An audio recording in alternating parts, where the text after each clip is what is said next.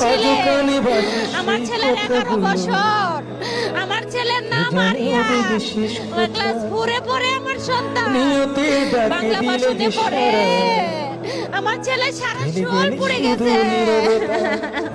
যার চলে যায় সেই বোঝে পুড়ে গেছে, বিচ্ছেদে কি যন্ত্রণা, চুল দিয়েও পুড়ে যার গেছে। চলে যায় সেই বোঝে আপনারা কখন জানতে পেরেছেন বা কিভাবে জানলেন? আমরা শুনছি যে স্কুলে আগুন ধরতে পারে।